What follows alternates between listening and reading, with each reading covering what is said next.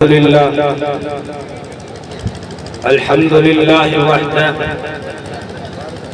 والصلاة والسلام على من لا نبي بعده أما بعد فأعوذ بالله من الشيطان الرجيم بسم الله الرحمن الرحيم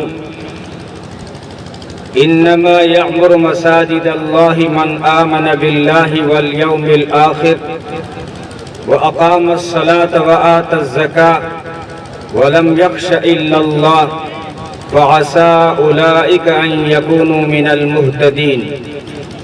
وقال النبي صلى الله عليه وسلم من بنى لله مسجدا كمفحص قطات أو أصغر بنى الله له بيتا في الجنة أو كما قال عليه الصلاة والسلام.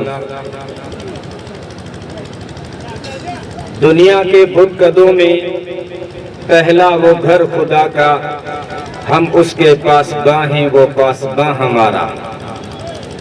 قابل صد احترام علماء کرام، محترم بزرگوں، عزیز بھائیوں اور راج گڑھ کے غیور نوجوانوں اور پردہ نشین ماں بہنوں، اللہ تبارک و تعالیٰ کے بے شمار انعامات اور احسانات ہیں کہ جس نے ہمیں اپنے مقدس گھر کے سنگ بنیاد کے مبارک موقع پر جمع ہونے کی توفیق عطا فرمائی. اللہ رب العزت ہم سب کی حاضری اور ہمارے اکابرین کی تشریف آوری قبول فرمائے، اور اللہ اپنے فضل سے اپنے گھر کی تعمیر کو پائے تکمیل تک پہنچائے، اور اس میں حصہ لینے والوں کو دونوں جہاں میں بہترین بدلہ عطا فرمائے. موقع چونکہ مسجد کی بنیاد کیا ہے، اسی کی نسبت سے ایک دو بات آپ کے سامنے رکھتا ہوں. اسلام میں مسجد کی بڑی اہمیت ہے، بلکہ کرۂ ارض کی روحانیت، مرکزیت اور آسمان و زمین کا نور ہدایت جو ہے وہ مسجد سے وابستہ ہے. اللہ نور السماوات والارض، آسمان اور زمین میں جس کو بھی نور ہدایت ملا ہے وہ اللہ کی طرف سے ہے، وہ اللہ کا نور ہے، اور اس نور کا پاور ہاؤس مسجد ہے. یوں تو بیت اللہ ہے، لیکن بیت اللہ مسجد ام المساجد ہے، اور ساری مسجدیں برانچیں ہیں، شاخیں ہیں بیت اللہ کی. وہ بیت اللہ جس کا کنیکشن بیت معمور سے ہے، بیت معمور کا کنیکشن عرش بری سے ہے، عرش بری سے بیت معمور سے ہوتے ہوئے روزانہ 24,000 جھرنوں سے خدا کی رحمت، برکت، عنایت اور ہدایت برستی اور اترتی ہے، اور پھر وہاں سے دنیا کی ساری مسجدوں میں ٹرانسفر ہوتی ہے، اور پھر اس گھر بھی پہنچتی ہے جس گھر کا کنیکشن مسجد سے جڑا رہتا ہے. مسجد کو مرکزیت بھی حاصل ہے، اس لیے کہ ہمارے دینی، ملی، سماجی، معاشرتی اور اخلاقی امور کا تعلق مسجد سے ہے، اور مسجد کرۂ ارض کی روحانیت ہے، روح ہے. اللہ رب العزت نے جب اس زمین کو بنانے کا ارادہ کیا تو سب سے پہلے جب زمین بھی نہیں تھی تو پانی کا ایک بلبلہ اٹھایا اور اسی کو جمایا اور اسی کو کعبہ بنایا. ابری ہوئی جگہ وہ پانی کا جو بلبلہ اٹھا اور اسی کو جمایا. یہ دھرتی تو مرہون منت ہے بیت اللہ کی، اس کعبہ کی. وہاں سے دھرتی کو بعد میں پھیلایا گیا ہے. پہلے رب العزت نے خود اپنا گھر بنایا، اور یہ اس کائنات کا پہلا گھر تھا. ان اول بیت وضع للناس للذی ببکۃ مبارکا وہدی للعالمین، پہلا گھر جو لوگوں کے لیے اللہ نے بنایا، علی الارض نہیں کہا ہے قرآن میں، کہاں بنایا جگہ نہیں بتائی ہے، دھرتی نہیں تھی، اللہ نے اسی بلبلے کو جما کے اپنا گھر بنایا ہے۔ یہ پہلا گھر تھا جو اللہ نے لوگوں کے لیے بنایا، اور بڑا مبارک گھر، برکتوں کا مرکز، اور ہدایت بھی جس کو لینی ہے وہ اپنا تعلق اللہ کے گھر سے رکھے، رحمت لینی ہے، عنایت لینی ہے، برکت لینی ہے، رحمت لینی ہے، ہدایت لینی ہے تو اللہ کے گھر سے تعلق رکھے۔ اس لیے فرمائے مبارکاً وہدی للعالمین، سارے جہانوں کے لیے ہدایت بنایا اس گھر کو۔ یہ پہلا گھر تھا، بعد میں کبھی اسی ابھرے ہوئے حصے کو جس کو کعبہ کہتے ہیں، کعبہ ابھرا ہوا حصہ، اس لیے ٹخنے کو بھی کعبہ کہا جاتا ہے۔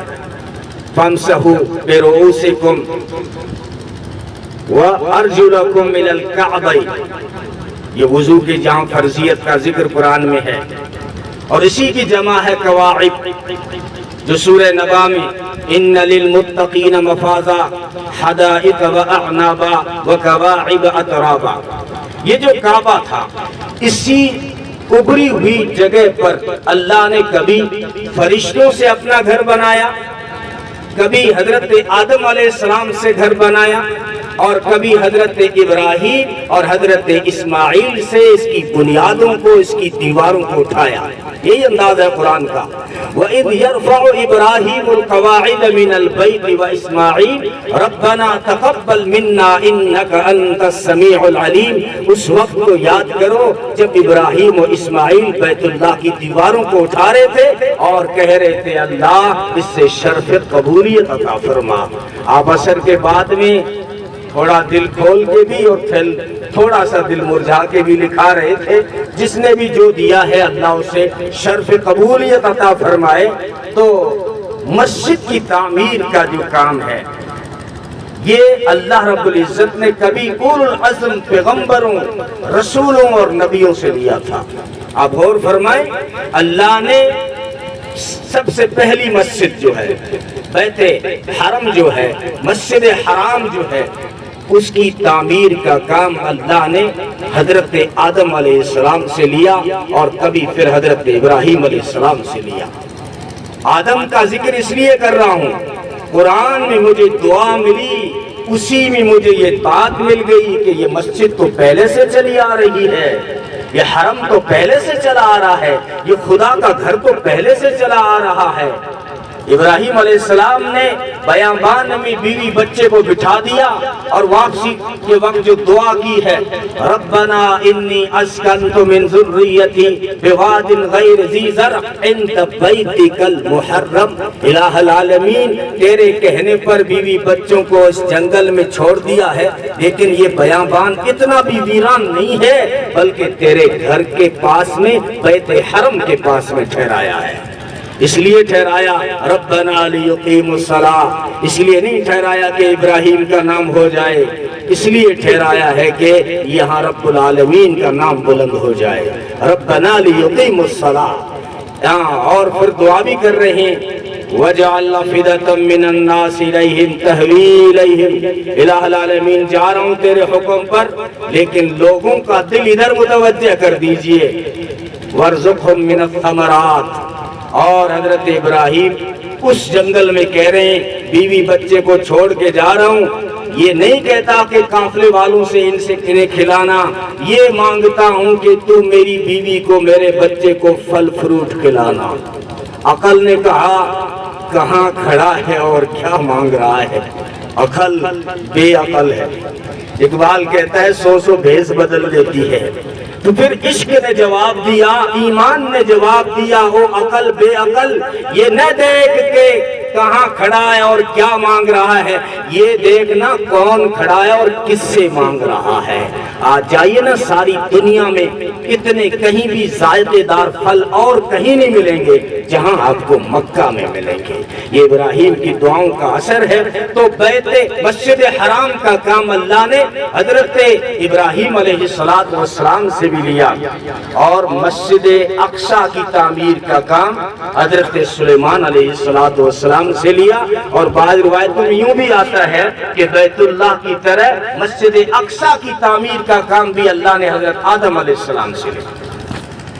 اور پھر باری آئی نا مسجد نبوی کی، جانتے ہو نا، پھر مسجد قباء اور مسجد نبوی کی تعمیر کا وقت آیا، کس سے لیا پھر اللہ نے کام؟ سارے نبیوں کے سردار، سرور کائنات، وجہ کائنات، فخر موجودات، سرور کونین، ساقی کوثر، شافع محشر، قمر لیلۃ البدر، برتر بالا قدر، سارے رسولوں کے سرور، سارے انبیاء کے افسر، سید البشر، فخر رسول، ہادی سبل، حسین نازنین، مرجبین، بہترین بالیقین، شفیع المذنبین، رحمت للعالمین، راحت العاشقین، مراد المشتاقین، سید الانبیاء والمرسلین، جو حسینوں میں احسن، جمیلوں میں اجمل، کاملوں میں اکمل، شریفوں میں اشرف، نبیوں میں افضل، صاحب جمال، صاحب کمال، آمینہ کے لال، محبوب رب ذوالجلال، رہبر و رہنما، بدر الدجا، شمس الضحا، خیر الورا، احمد مجتبی، محمد مصطفیٰ صلی اللہ علیہ وسلم سے مسجد نبوی کی تعمیر کا کام لیا۔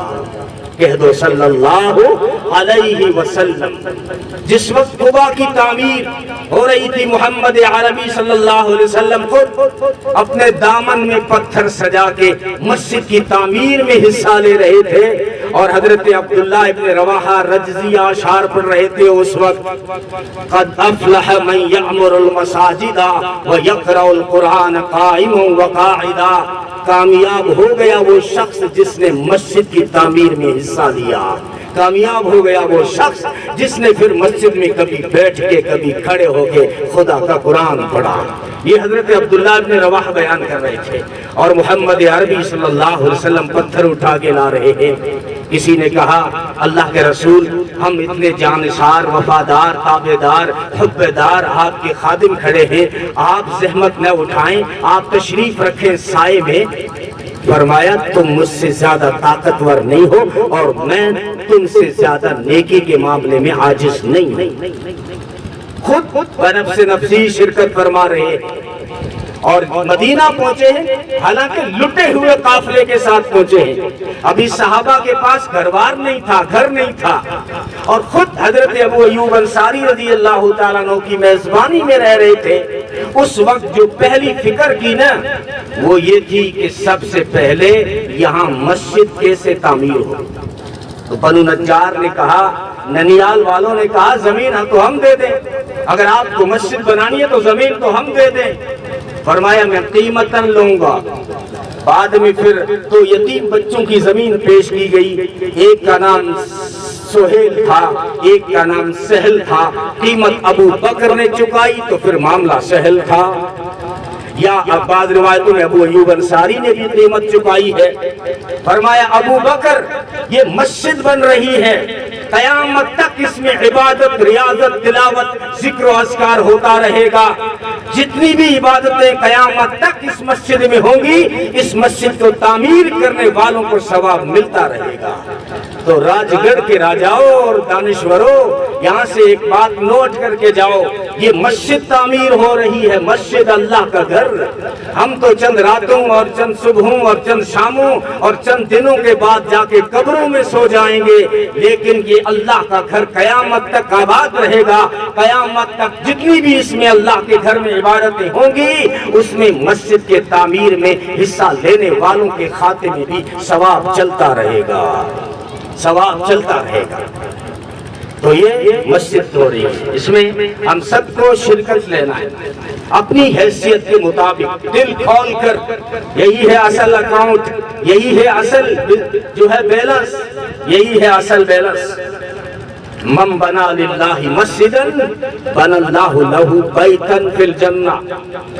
فرمایا جو اللہ کا گھر بناتا ہے، چھوٹا ہو یا بڑا، بعض روایت میں صاف کہا گیا ہے من بنا للہ مسجدا صغیرا او کان کبیرا، بن اللہ لہو بیتن فی الجنہ، چھوٹا ہو یا بڑا ہو اللہ کا گھر ہو مسجد، تو پھر اس کی تعمیر کرنے والوں کے لیے اللہ جنت میں محل کھڑا کر دیتا ہے۔ اور ایک روایت میں مثلہ آیا ہے کہ جیسا تم اللہ کا گھر بناؤ گے ویسا اللہ جنت میں تمہارا گھر بنائے گا۔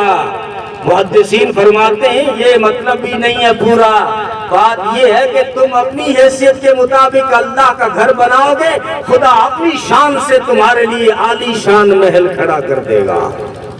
یہ مسجد کی، اور کہیں روایت میں فرمایا کہ مفحص قطعۃ او اصغر، جس نے اگر چیل بٹیر یا چڑیا کے گھونسلے کی سے بھی چھوٹی مسجد بنائی تو اس کے لیے بھی جنت میں محل تیار ہے۔ حالانکہ اتنی چھوٹی مسجد تو نہیں ہوتی، اتنی چھوٹی میں تو کیڑی نماز پڑھے گی کہ چھوٹی اتنی مسجد نہیں ہوتی۔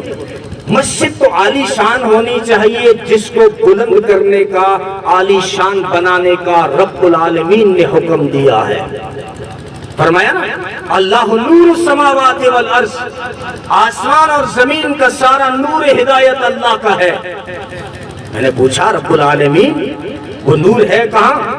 فرمایا فی بیوت اذن اللہ ان ترفع، یہ نور ان گھروں میں ہے جن کو بلند کرنے کا خود رب العالمین نے حکم دیا ہے۔ فی بیوت اذن اللہ ان ترفع۔ مفسرین فرماتے ہیں صرف ظاہری معنی مت مراد لیا کرو، ایک بلندی معنوی ہوتی ہے، ایک حقیقی ہوتی ہے۔ حقیقی تو یہی ہے کہ اللہ کے گھر میں اللہ کے نام کو بلند کیا جائے، لیکن محدثین اور مفسرین فرماتے ہیں کہ اسی آیت سے یہ جواز نکلا ہے کہ مسجد شاندار ہونی چاہیے، عالی شان ہونی چاہیے۔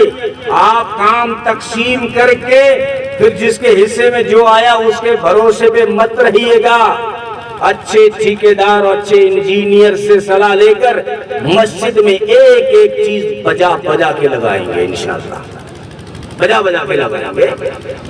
اور اللہ نے فرمایا اس کی تعمیر بلند ہونی چاہیے، شاندار ہونی چاہیے۔ حضرت کیونکہ جیسے ہمارے گھر ہوں، جیسے ہمارے محلے میں گھر ہے نا، چاروں طرف گھر دیکھ لینا، ان سارے گھروں میں شاندار اللہ کا گھر ہونا چاہیے۔ اللہ کا گھر ہمارے محلے میں جتنے بھی گھر ہیں ان سب سے زیادہ شاندار ہونا چاہیے۔ نبی پاک صلی اللہ علیہ وسلم کے زمانے میں اشکال کرنے والے کہتے ہیں بڑی سادہ مسجد تھی، تو جناب عالی گھر بھی بڑے سادے تھے۔ جب گھر سادے تھے تو اللہ کا گھر بھی سادہ تھا، لیکن حضرت عمر کے زمانے میں جب لوگوں نے اپنے گھر بڑے بنائے تو حضرت عمر نے مسجد کو بھی بڑا بنا دیا، لیکن سادگی کو باقی رکھا۔ لیکن جیسے حضرت عثمان کا زمانہ آیا، لوگوں نے اپنے گھروں کو شاندار بنانا شروع کیا، تو حضرت عثمان نے ساگوان کی لکڑی منگا کر اللہ کے گھر مسجد نبوی کو شاندار بنا دیا۔ کسی نے کہا عثمان، اللہ کے نبی کے زمانے میں تو بڑی سادگی تھی، مسجد بھی بڑی سادہ تھی، چھپر کی تھی، پانی ٹپکتا تھا، کنکروں پہ سجدہ ہوتا تھا۔ ابو بکر کے زمانے میں سادہ مسجد تھی، تم تکلفات کے عادی کیوں ہو گئے؟ تم نے یہ زیب و زینت کیوں اختیار کر لی؟